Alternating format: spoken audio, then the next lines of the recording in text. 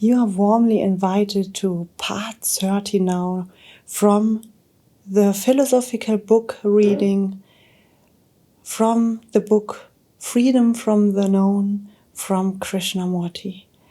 So put your headphones on and listen carefully to the crystal clear RSMR sound where I will read this philosophical book for you.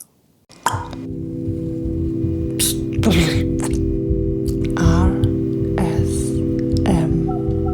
Katz.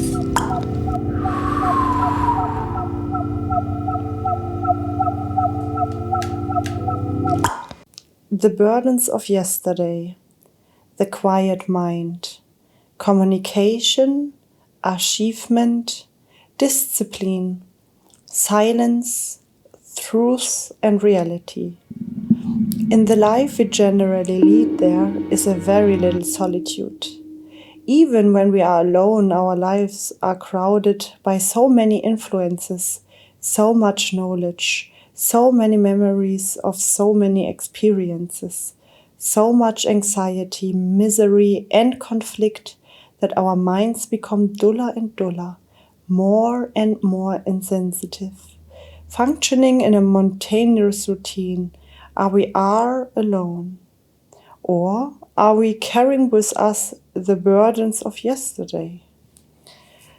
There is a rather nice story of two monks walking from a village to another, and they come upon a young girl sitting on the bank of a river crying.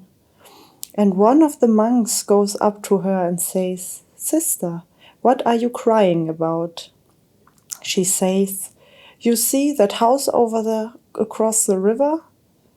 I came over this morning early and had no trouble wading across, but now the river has swollen and I can't get back. There is no boat." "Oh," says the monk, "that is no problem at all." And he picks her up and carries her across the river and leaves her on the other side. And the two monks go on together. After a couple of hours, the other monk says, "Brother, we have taken a vow never to touch a woman. What you have done is a terrible sin. Didn't you have pleasure, a great sensation in touching a woman?" And the other monk replies, "I left her behind 2 hours ago. You are still crying her, aren't you?" That is what we do. We carry our burdens all the time. We will never die to them. We never leave them behind. It is only when we give complete attention to a problem and solve it immediately, never crying it over to the next day, the next minute, that there is solitude. Then even if we live in a crowded house or are in a bus, we have solitude. And that solitude indicated a fresh mind and innocent mind. To have inward solitude and space is very important because it implies freedom to be, to go, to function and to fly. After all, goodness can only flower in space, just as virtue can flower only when there is freedom. We may have political freedom, but inwardly we are not free, and therefore there is no space, no virtue, no quality that is worthwhile, can function or grow without the vast space between oneself. And space and silence are necessary because it is only when the mind is alone, uninfluenced, untrained, not held by infinity varieties of experience, that it can come upon something totally new. One can see directly that it's only when the mind is silent that there is a possible of clarity. The whole purpose of meditation in the East is to bring about such a state of mind that is the control thought, which is the same as constantly repeating a prayer, to quieten the mind and in the state hoping to understand one's problems. But unless one lays the foundation, which is to be free from fear, free from sorrow, anxiety, and all the traps one lays for oneself, I do not see how it is possible for a mind to be actually quiet. This is one of the most difficult things to communicate. Communicate between us implies, doesn't it, that not only must you understand the words I am using, but we must both, you and I, be intense at the same time, not a moment later or a moment sooner, and capable of meeting each other on the same level. And such communication is not possible when you are interpreting what you are reading according to your own knowledge, pleasure, or opinions, or when you are making a tremendous effort to comprehend. It seems to me that one of the greatest stumbling blocks in life is the constant struggle to reach, to achieve, and to acquire. We are trained from childhood to acquire and to achieve. The very brain cells themselves create and demand this pattern of achievement in order to have physical security, but psychological security is not within the field of achievement. We demand security in all our relationships, attitudes, and activities. But, as we have seen, there is actually no such thing as security. To find out for yourself that there is no form of security in any relationship, to release that psychologically there is nothing permanent, gives a totally different approach to life. It is essential, of course, to have outward security, shelter, clothing, food, but that outward security is destroyed by the demand for physiological security. Tongue twister. Space and silence are necessary to go beyond the limitations of consciousness. But how can a mind which is so endlessly active and it's self-interested be quiet? One can discipline it, control it, shape it, but such torture does not make the mind quiet. It merely makes it dull. Obviously, the mere pursuit of the ideal of having a quiet mind is valueless, because the more you force it, the more narrow and stagnant it becomes. Control in any form, like superstition, products only conflict. So control and outward discipline are not the way, not has established life in any value.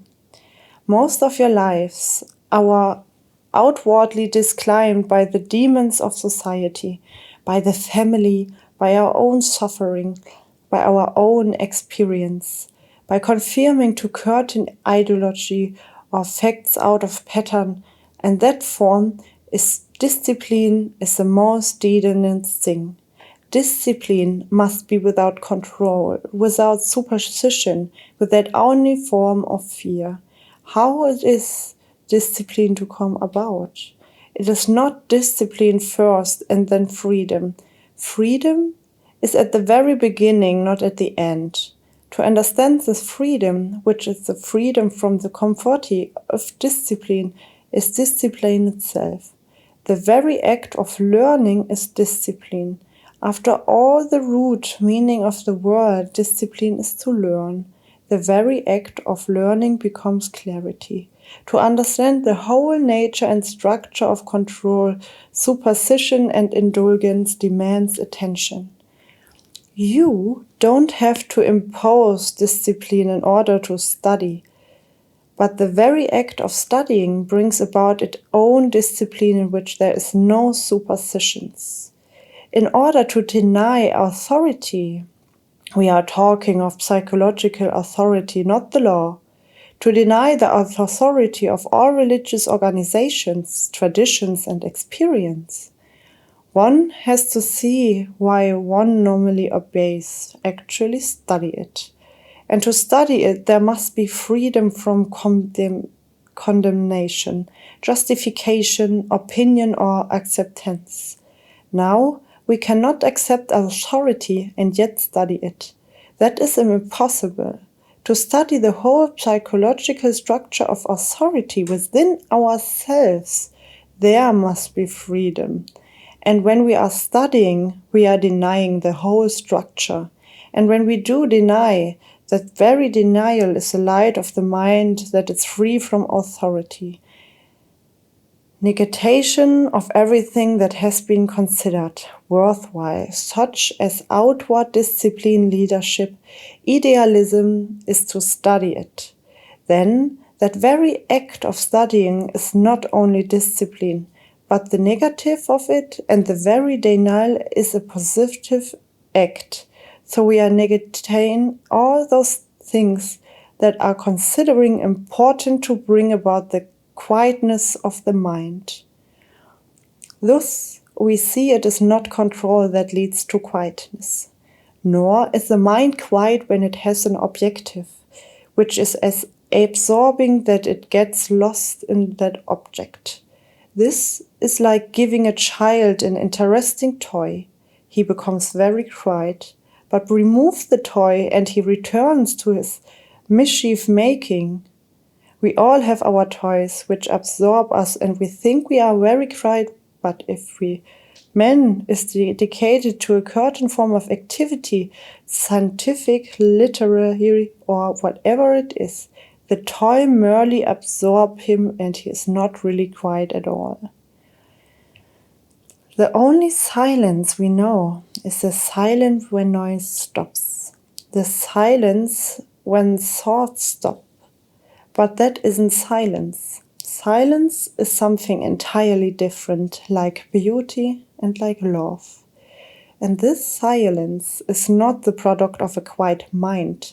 It is not the product of the brain cells which have understood the whole structure and say, for God's sake, be quiet. Then the brain cells themselves produce the silence, and that is not silence. Nor is silence that outcome of attention in which the observer is the observed. Then there is no friction, but that is not silence. You are waiting for me to describe what the silent is, so that you can compare it, interpret it, carry it away, and bury it. It cannot be described. What can be described is the known, and the freedom from the known can come into being only when there is a dying every day to the known, to the hordes, to the flatteries, to all the images you have made, to all your experiences. Dying every day so that the brain cells themselves become fresh, young, innocent. But that innocency, that freshness, that quality of tenderness and gentleness does not produce love. It is not the quality of beauty or silence. That silence, which is not the silence of the ending of noise, is only the small beginning. It is like going through a small hole to an enormous, wide, expansive ocean, to an immeasurable, timeless state. But this you cannot understand verbally unless you have understood the whole structure of consciousness and the meaning of pleasure. Sorrow and despair, and the brain cells themselves have become quiet. Then perhaps you may come upon that mystery which nobody can reveal to you and nothing can destroy. A living mind is a still mind. A living mind is a mind that has no center or therefore no space and time. Such a mind is limitless, and that is the only truth, that is the only reality. Experience, satisfaction, duality, meditation. We all want experiences of some kind. The mystical experiences, the religious experiences, the sexual experiences, and the experiences of having a great deal of money, power, position, and domination. As we grow older, we may have finished with the demands of our physical apparatus, but then we demand wider, deeper, and more significant experiences. And we try to various means to obtain them, expanding our consciousness, for instance, which is quite an art or technique, various kind of drugs. This is an old trick which has excited from time immensely. Chewing a piece of leaf or experimenting with the taste chemical to bring about a temporary alteration in the structure of the brain cells, a greater sensitive and heightened perception which give a semblance of reality. This demand for more and more experiences show the inward poverty of man. We think that through experiences we can escape from ourselves, but these experiences are conditioned by what we are. If the mind is petty, jealous, and excites, it may take the very last form of drug, but it will still see only its own little creation, its own little projection, from its own conditional background. Most of us demand completely satisfying, lasting experiences which cannot be destroyed by thought. So behind this demand for experience is a desire of satisfaction, and the demand for satisfaction dictates the experience. And therefore we have not only the understand that whole business of satisfaction, but also the thing that is experienced. To have some great satisfaction is a great pleasure. The more lasting, deep and wide the experience, the more pleasurable it is. So pleasure dedicates the form of experiences we demand, and pleasure is a measure by which we measure the experience. Anything measurable is within the limits of thought and is apt to create illusion. You can have marvelous experiences and yet be completely deluded. You will invariably see visions according to your conditioning. You will see Christ or Buddha or wherever you happen to live in. And the greater believer you are, the stronger will be your visions, the projections of your own demands and urges. So if in seeking something fundamental, such as with truth, pleasure is a measure you have already projected, what the experience will be in therefore, it is no longer valid.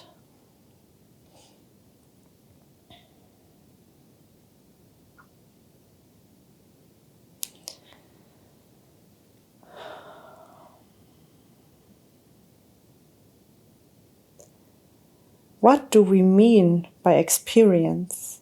Is there anything new or original in experience? Experience is a bundle of memories responding to a challenge, and it can respond only according to its background. And the cleverer you are at interpreting the experience, the more it responds. So you have to question not only the experience of another, but your own experience. If you don't recognize an experience, it isn't an experience at all. Every experience has already been experienced, or you wouldn't recognize it. You recognize an experience as being good, bad, beautiful, holy, and so on, according to your conditioning, and therefore the recognition of an experience must be old.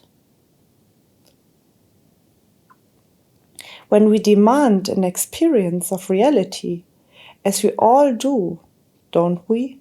To experience it, we must know it at the moment we recognize it.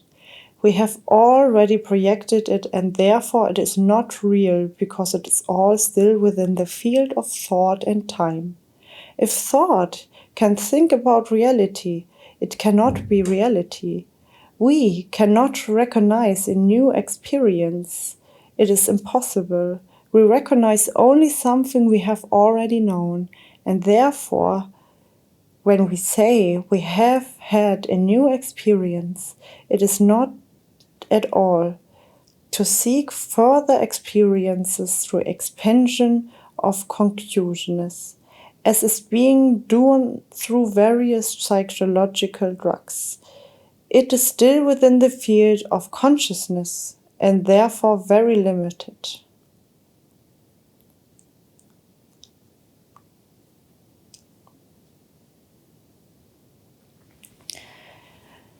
This was part 13 from the book Freedom from the Known by Krishnamurti. I read the book in different parts because I want you to understand and to go deeper inside yourself, to listen to the parts.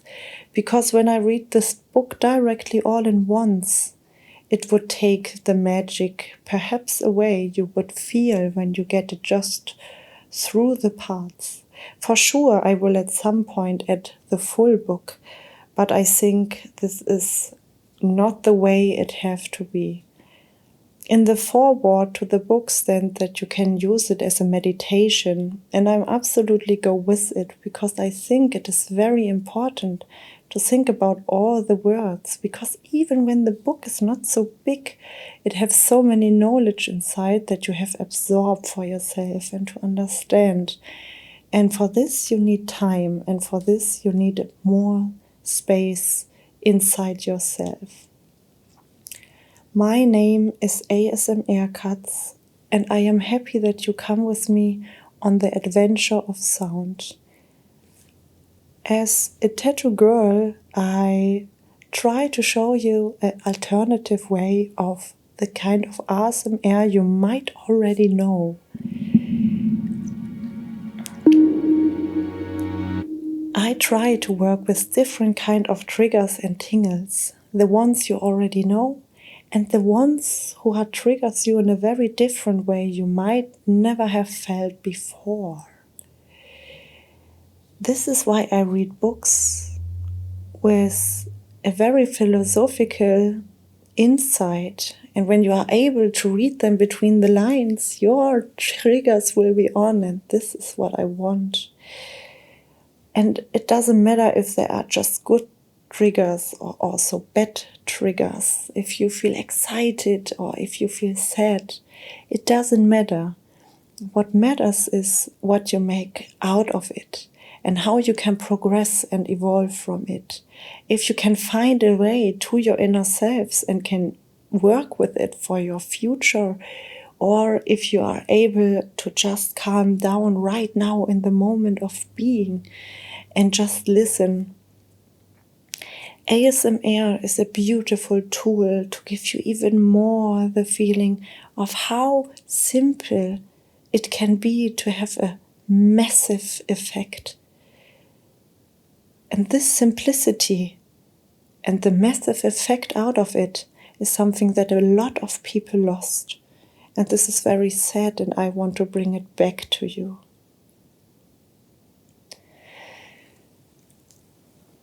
If you like this clip, feel free to follow and subscribe. Every Wednesday and Sunday I will upload a new video. So if you click on the notification bell, you will get as fast as possible the latest updates about me and my channel. If you want to see more, this is not the only thing I do here on my ASMR channel. I have a lot of different videos. I like mukbang, eat food, vegetables, sweets, different kind of things. I love to make sounds with minimalistic materials you never heard a sound from before. I like to have motivation speeches where I help you against anxieties or fall asleep. I try to give you a little inside view about all my ideas of ASMR, and you are more than welcome to check out as well all my other clips, because there's so much to explore, and I am super thankful that you hear and listen and enjoy the moment and the time together with me. And yes, it would be amazing if you take something from it within your heart, because I think it is very important to have a bit time for yourself in the way we as world almost forgot about. So even when you are not able right now to relax, feel free to see my other videos where you actually can relax a bit more. And maybe we will see us the next time for the next part of this book. This will be, I think, then the last part. Or to another story, or to another video here on my channel. No matter where you are right now, my little mouse, I hope you have a pleasant time. And I hope that you feel even better now and take it into the progression of the new day.